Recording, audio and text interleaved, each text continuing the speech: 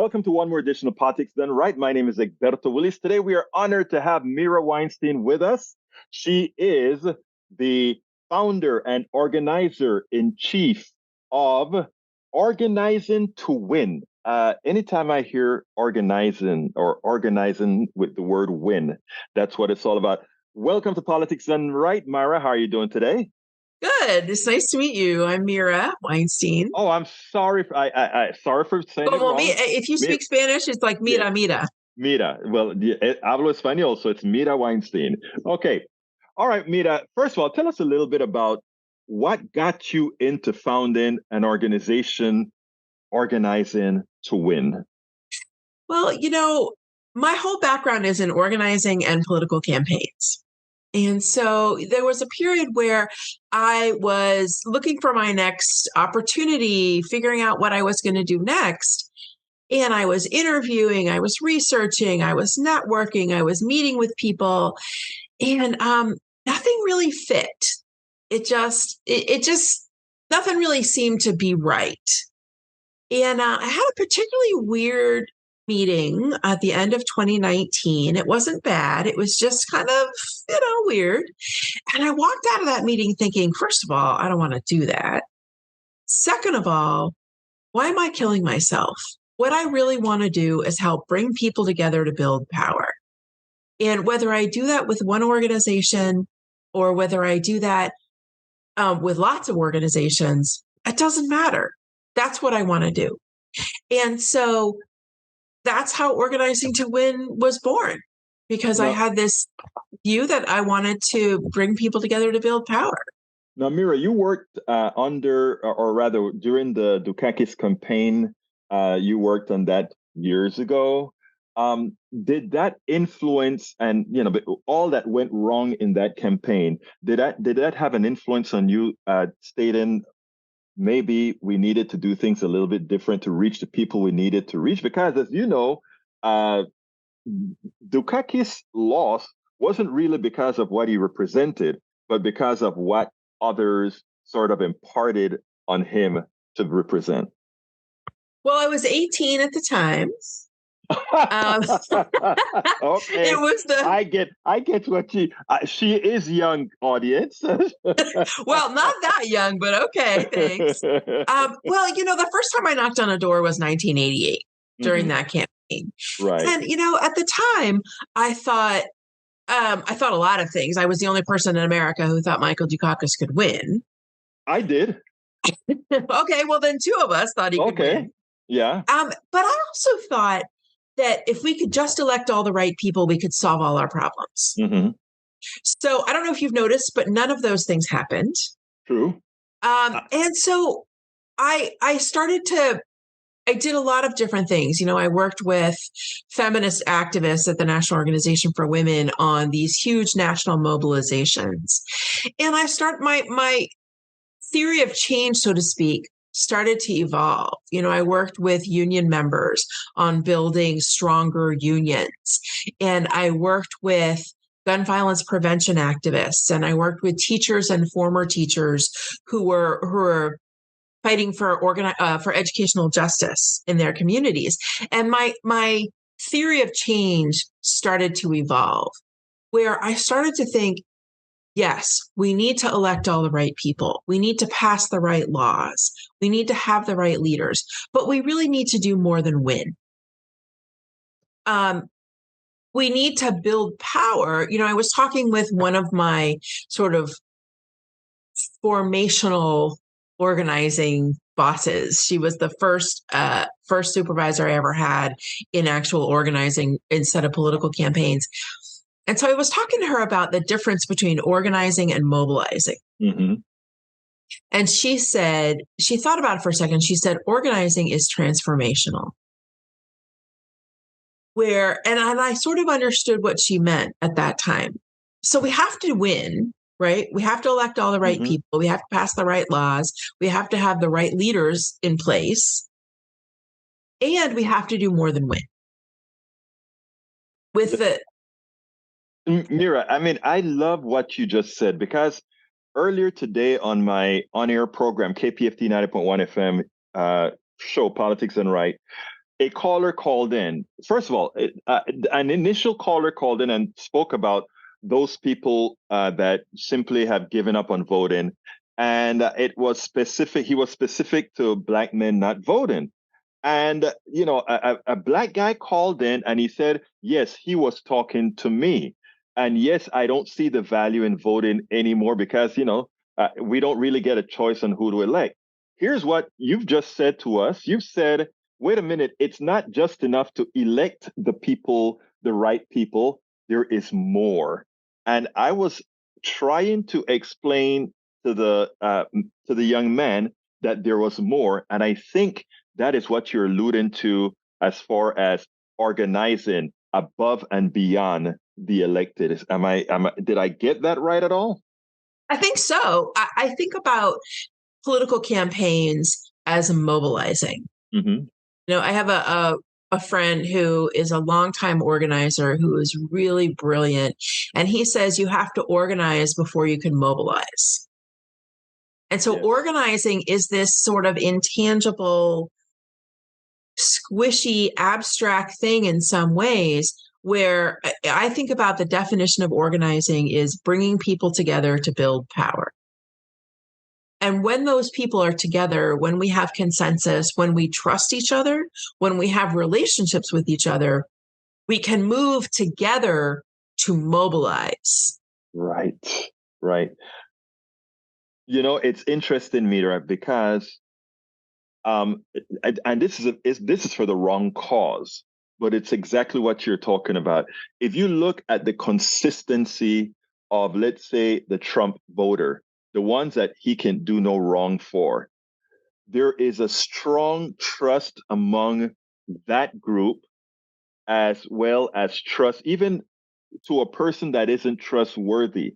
But they're exhibiting all the things that you would like to see, simply, however, on the correct side of values.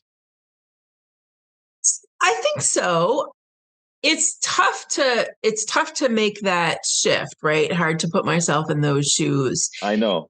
And I think that there's something special and different about that group of folks. And I haven't quite figured out what it is. I think that there was similar um, following Mm-hmm. to Obama.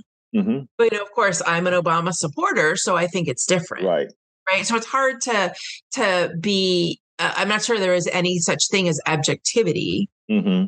So it's hard to sort of put myself in the shoes of someone who thinks about following Donald Trump the way that many of us follow Obama, right? It's Right. hard to make that equivalency. Well, I think you answered that already, though. I mean, if you take a look at narrative, right? The narrative that these guys, and I get Trumpists that call into my program, and I am very respectful in the way I deal with them. But one of the things that they have, all of them, they have a narrative. And it's a narrative that plays to their culture, a narrative that plays to their beliefs, a narrative that, and when Obama came into power, or when Obama started his, what was the phrase again? Uh, we are who we've been looking for, and those sort of things. It is something that we could hold on to, and it felt real, right? To those people, you know, it feels real. And you're organizing, when you talk about organizing to win, it's generating that narrative, in my opinion, at least, to those, even including those who have a false narrative. How can you bring that to them? I think about this in a couple of ways. The easiest way to talk about it is in terms of elections, even though elections are really more a mobilization than an organizing. But I think that there are elements of organizing that we can bring into traditional politics. And I started to think about this. This is sort of a long-winded answer to your question, but it's how I think about it. I started to think about this after the 2018 midterms. Mm-hmm. I helped turn at least one of the Orange County, California districts blue in 2018. And then Orange County. Wow. Yeah, well, we could talk a long time about that. I also, in 2018, I worked with a gun violence prevention organization on a member engagement campaign. Mm-hmm. But after that election, I was talking with someone who was also involved in one of the flipped districts. Mm-hmm. And she was telling me, we have all these fabulous volunteers who want to keep going, but we don't have anything for them to do. Oh, and I was like, oh, dude, there's always something to do. But it got me to thinking, because I thought, in 2018, there were folks who voted for Democratic U.S. House candidates mm-hmm. because they didn't like to see children in cages. Mm-hmm. They're not going to be with us on gun violence. They're not going to be with us on certain issues. Right. But they didn't like to see kids in cages. And I thought to myself, those people are not ours forever. Mm-hmm. But that's because we don't have a relationship with them. Amen. Right? Yes. And if we could apply some kind of relationship building, traditional organizing tactics to these communities, then we may be able to shift them. So I was thinking about that and kind of spinning up the organizing campaign in my mind, and talking with another friend of mine, who's been really instrumental in the shift that Orange County has made. Mm-hmm. I was talking to him about this, and he said, well, that's right. And there are also folks that we're not talking to, and that's why they're not involved.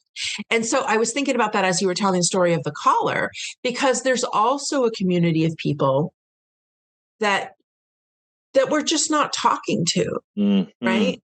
And so, because they don't vote because we don't have a relationship with them. Right.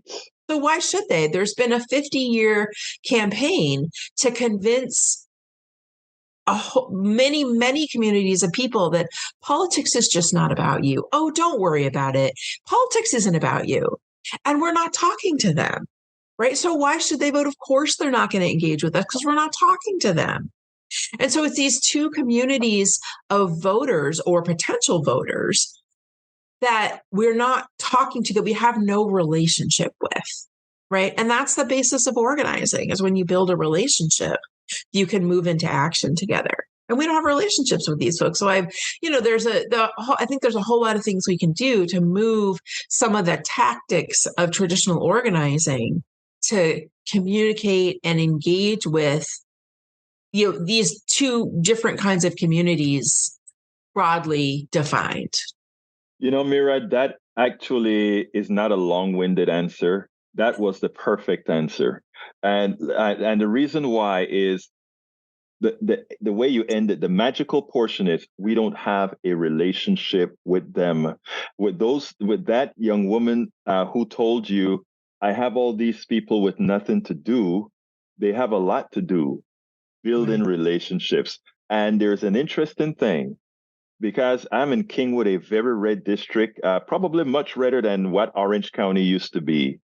And it turns out here in Texas that if we take a look at how the mixture of the church and the social organizations get together to nurture these people to the right, to nurture them with things that are not really in their best interest, but they feel the love, they feel the love. So they follow the love. So I think you nailed it. And with organizations like yours, uh, understanding that, because what we have, in my opinion, and you tell me if you think I'm wrong or not, is we have a lot of, and people don't like when I say this, but we have a lot of elitist organizations in Washington that seem to believe they know how to talk to somebody in Idaho or Orange County or Harris County in the redder areas, etc. But they don't. But those are who get paid to come with the analysis. And then a Mira Weinstein is trying to build funds for organizing to win, have to go scratch to be able to do what she just proved needs to be done. So, well, let's be clear. I'm not the only one who has this brilliant idea. No. I understand. And I wasn't trying to imply that. I'm trying to say I know a lot of organizations like yours that are doing the necessary work to go out there and do exactly what you said, right? But again, they need the recognition, they need the funding, they need all these types of actions to actually get moving. Yeah.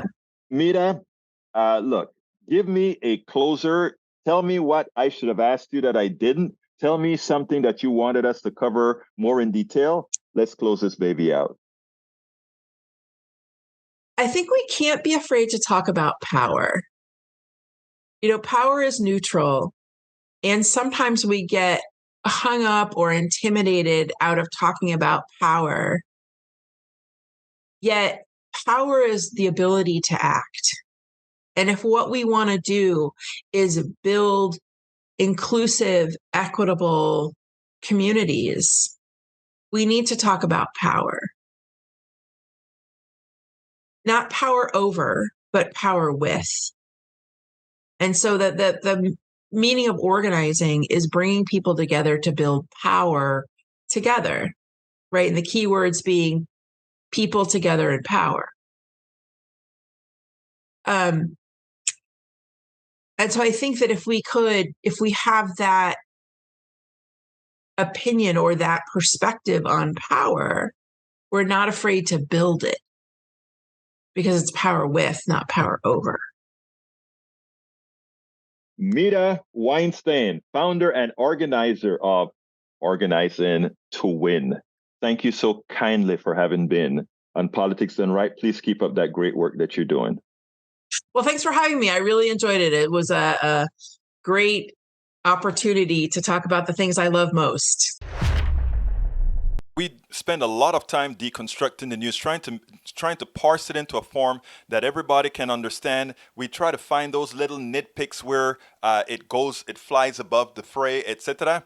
If you really like these videos that we do, I want to ask a big favor. Please go ahead, number one, subscribe to our channel, and number two, please join if you can. Thank you so kindly for watching. Keep watching. Please remember to share. We must populate the entire internet with our progressive message, a message that we know is what most Americans say that they want. So help us, please join.